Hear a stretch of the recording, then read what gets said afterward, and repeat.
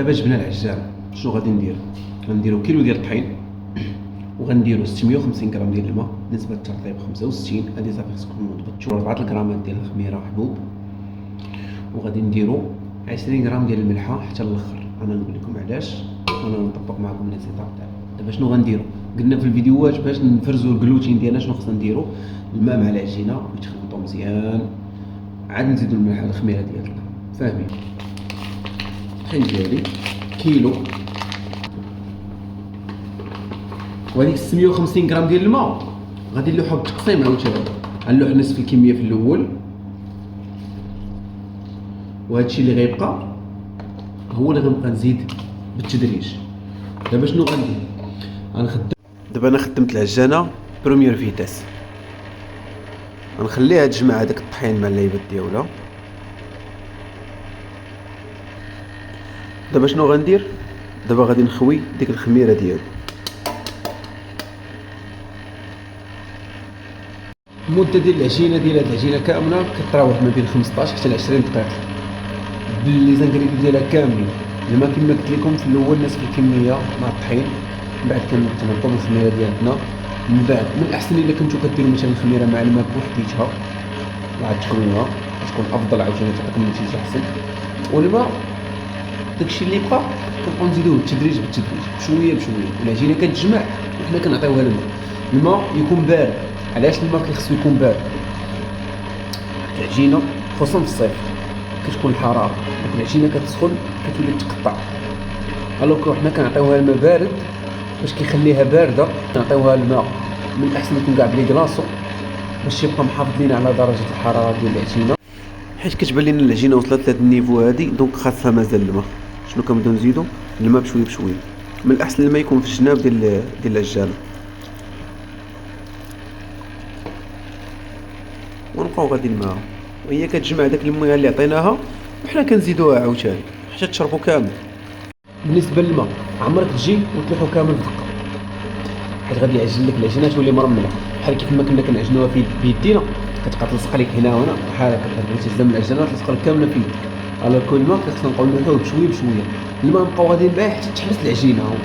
حنا كنزيدو في الماء وهي مازال كتعجن، يتسالى الماء تسالات العجينه. فاهمين؟ يعني ديما حساب ديال العجنه هو حساب ديال الماء.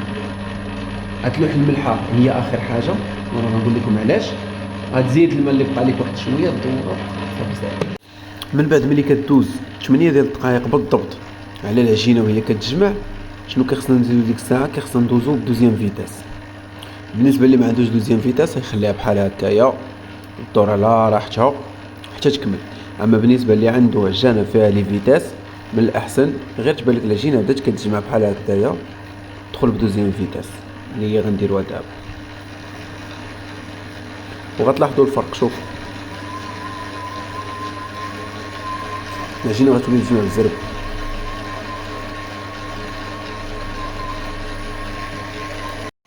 وهي كتجمع وانا عاوتاني مازال كنزيد ليها الماء كنبقاو نزيدوه بحال كنشربوا بشويه بشويه، جغمه. انا اقسم بالله حتى بغيتكم تعلموا من قلبي، قسما بالله الا بغيتكم تميتريزيوها ديال بصح. الماء بشويه بشويه، راه الماء هو السبب اللي تيخلي العجينه طيح ليك، واللي تيخلي العجينه تصدق ليك، واللي تيخليها ما تصدقش ليك. هذاك الجلوتين كل ما زدتيه الماء بشويه بشويه كل ما تيتفرز على راحته. الوغ الماء الله يسهل عليكم بشويه بشويه. حنا ما خاسرين والو، عندنا 20 دقيقه نبداو نلوحو معاها الماء بالتدريج، جغيمه بجغيمه. نشوفك كيف ما كتشوف العجينه بدات كتجمع وانا كنزيدها الماء، نعطيها عاوتاني شويه. دابا غير ينشف هذا الماء هذا نلوح الملحه ديالي. علاش ما كنلوحوش الملحه من الاول؟ حيت الملحه كتضرب لينا الخميره. الوغ الملحه والخميره ما خصهمش يتلاقاو، دونك ديما تنلوحو الخميره هي الاولى والملحه هي اخر حاجه، حتى كتبقى ديك 2 دقائق الاخرانيه العجينه ديالنا باش تجمع كنلوحو الملحه ديالنا. وزيدوا الملحه حتى هو من بين الحوايج اللي كيسخن العجينه، دونك الملحه ديما تبقى هي الاخرانيه، ما عمرك تلوح الملحه من الديبار. فاهمين الشباب؟ دابا ملي العجينه ديالنا تجمعات شنو غادي نديرو؟ غادي نهبط ب 20 غرام ديال الملحه. كل كيلو كنديرو فيه 20 غرام ديال الملحه.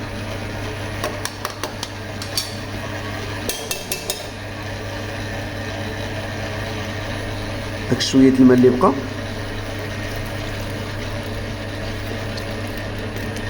غنخليها دابا تجمع ماكسيموم واحد 3 دقائق وهي واجده. فاش كتبان لنا العجينه ديالنا صافي تجمع، شنو كنديروا دابا؟ شويه ديال الزيت.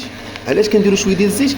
غير باش ملي نهزوا العجينه ديالتنا ما تلصقش لينا في يدينا صافي. وغير حينتاش هادي بات ديريكت. تبغي تهز العجينه دهني يدك شويه بالزيت، هز العجينه ديالك. الوغ دابا اش كندير؟ تنبطوا العجينه بحال هكذا، تنهزوا العجينه هكا هكا، نعاودو نهزو العجينه هكا هكا، واضحه، ونعاودو نهزو العجينه ونديرو لها هكا، كنعطيوها على شكل كره. هو الاولاني. دابا شنو غنديرو؟ كما قلت لكم مثلث هاو تجمعات، نجيبها لهنا مثلث عاوتاني هاو، زيرت شويه نعاود عاوتاني هاو، ونبقى غادي معاها.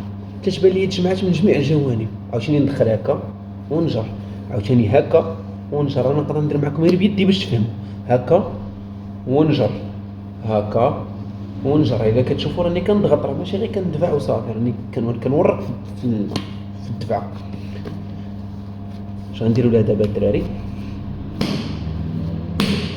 شويه ديال الزيت، 30 دقيقه ما تهضرش معايا فيها، ما تقول لي والو.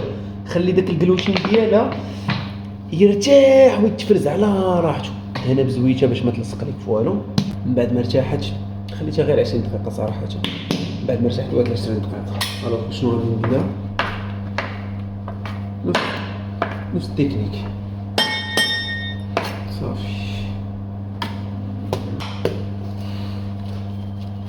هذه نسبة 3 ل65، راه ميمكنش ما تحكمش ليا فيها.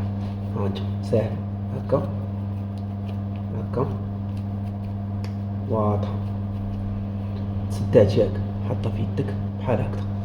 هاد اليد كتجر وهاد اليد كتسودي، هاد اليد كتجر هادي كتلصق، هادي كتجر هادي كتلصق، هادي كتجر هادي كتلصق. حيت الغرض ديالنا حنا هو هادو ما خاصهمش شي دابا كيبقى محلوله، ما خاصهمش يبقاو محلولين. دونك كتجر وانت كتزير باش تبقى مسدوده صافي. بحال ملي كتكون كتجمع مسمن كتبقى دير لها بحال هكا، تقدر دير لها بحال هكا وتجمعوها بحال هكا ياك، ولكن ضروري خاصها تجمع.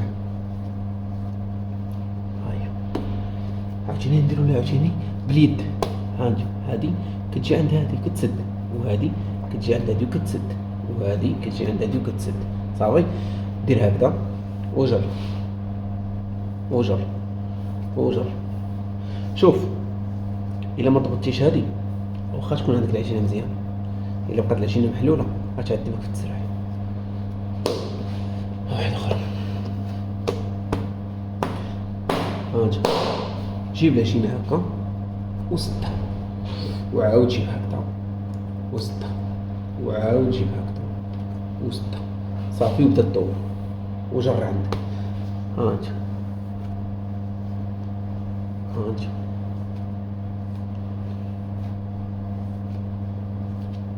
حتى كتبان لينا اصلا ملي دابا كنتو بلاصتي وغتقيت العجينه غتبان لك مزيره، فهمتي؟ صافي كما قلت لكم راه هاد اللعيبات هادو راه هما. خليو لي العجينه نعاود عاوتاني وحده اخرى بيدي. تنظن بلي حتى هي غتجيك ساهله، حيت اليد غير هاد الجهه كتجيبها عند هاد الجهه كتسد، وهاد الجهه كتجيبها عند هاد الجهه وكتسد، وهاد الجهه كتجيبها عند هاد الجهه وكتسد. تعاود معاها تتبان لك تجمعات صافي وبدات تسودي.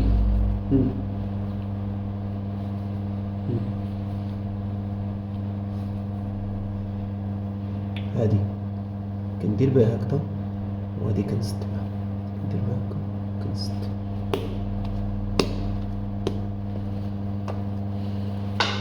ندير معكم هادي بحال هكا.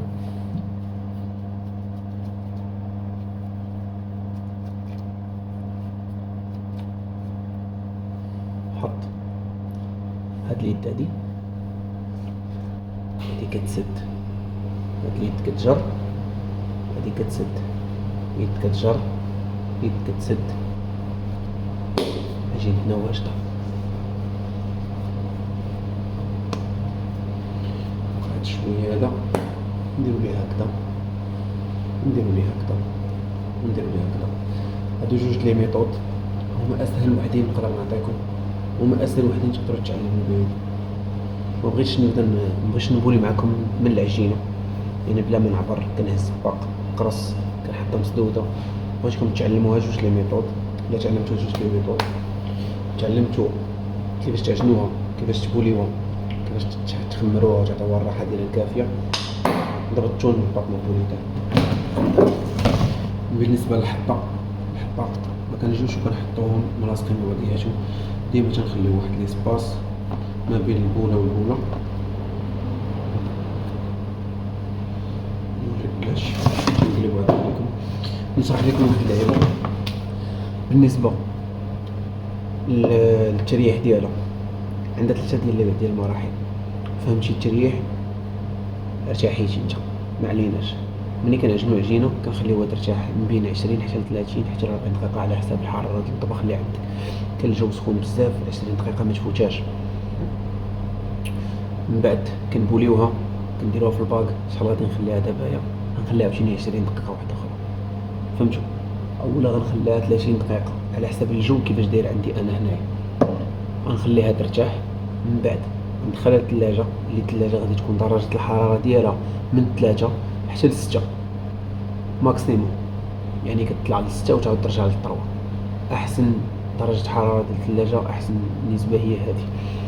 غنخليها تبات تكمل 24 ساعه ديالتها بالحساب. مثلا عجنتها اليوم مثلا مع 3 ديال العشيه، غدا 3 ديال العشيه خاصني نجي القهوه نجبدها. الوغ ملي غادي نجبدها شنو غادي ندير؟ غنخليها ترتاح عاوتاني 1 ساعه د المكانه ولا نص ساعه د المكانه حتى تاخذ ليا الجو والحراره ديال المطبخ اللي عندي، عاد نبدا نخدم بها. وديك الساعه ما تقولش لي راه جاتك معجنه، ما تقولش لي ما تنفخاتش، ما تقولش لي يعني كاع دوك المشاكل اللي كيطيحوا فيهم الدراري انت ما غاديش تطيح فيهم، ولا انت ما غاديش تطيح فيهم. اليوم سالينا نتلاقاو عاوتاني في درس اخر، حصه اخرى. وكنتمنى تكونوا فهمتوا. غير قبل ما غندوزو لداك الدرس ضروري خصكم تطبقوا لي هادشي هذا اللي درت معاكم باش نشوف. ديروا فيديو وصوروا اللي بغيتو، فاهمين اخوتي؟ الله ييسر لكم. دابا نخدم معكم النتيجه ديال داك الباط كلاسيك اللي درنا البارح.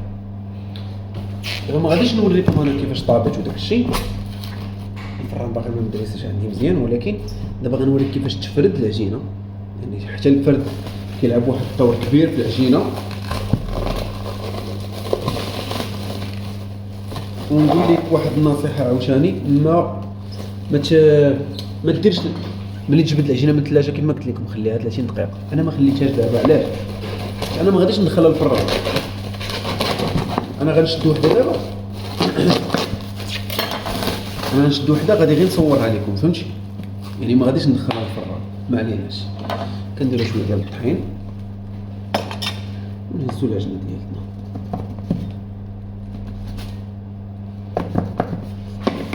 حتى نبغي نطيب العشيه ونوريكم الهزه حتى كيفاش كدار. نزدوا العجينه نحطوها هكا، من الاحسن نحطوها هكا بحال شفتات، ما عليناش. وندوروا عجينه على شكل الطريقه اللي بغينا حنايا. هو هذا شويه ديال الطحين من الفوق. فوالا حنا دابا هادي عطيناها الدوره ديالتها كيف ما بغيناها غادا دار. الوغ شنو كنديروا دابا؟ الحرف الاولاني ديال البيتزا ما تنقيسوهش، كنطراسيه ياك ما تيتقاش صافي. شنو كنولي ندير؟ كنورك هو اللي كنورك منه، يدي كتمشي منه 1 2 3 صافي. شنو غندير دابا؟ غنقلب هكذا 1 2 3. ما تنساش هادي راه قاصحه حيت باقا بارده. دابا شنو غندير؟ دابا غنقلب عجينتي ياك. الطراساج ها هو كيف ما كتشوفوا الطراسه، ها هو هذا. غنعاود غير نورك عليه بحال كنعاود نبين بان هذا هو الطراساج ديالي ياك. دابا شنو غادي ندير؟ دابا غادي نجيب يد من هنايا باش اشكالي ليا هاد الجنب، ويدي غتدخل هنا غتحفر كامله وغتسرع هكا، يعني هكا في العجينه، هكا هكا هكا. ملي نشوف راسي وليت قادر ندخل يديا بجوج غنحطهم بجوج. هاد الحروفه ماتوا، ما خاصكش تورك عليهم طيحهم. الوغ كو يدك حدد الحروفه هادو بجوج بيهم وكندور. ها انت شي انا يدي صافي هنا كندور يدي هنا هاد الحروفات رصيتهم صافي، ما نعاودش نقيسهم ونبقى غادي معاها. غادي اش كندير؟ هاد الصباع هادو هما اللي خدامين تيجبدوا في هاد الحروف. الوسط صافي باش ما يرقاقش، الوسط صافي ما بقيتش نجبد فيه، انا دابا تنجبد غير في الجنيبات هاكا صافي. كنعطيها العبار اللي بغيت 26 28 على حساب نتا العجينه شحال داير فيها. وعجينتنا ها هي واجده ناشيه، غادي غير باط كلاسيك. وشوف كيفاش كنجبدو بها شحال ما بغينا. شتي ملي يطلع الفران نوريكم النتيجه ديال الطبخه ان شاء الله.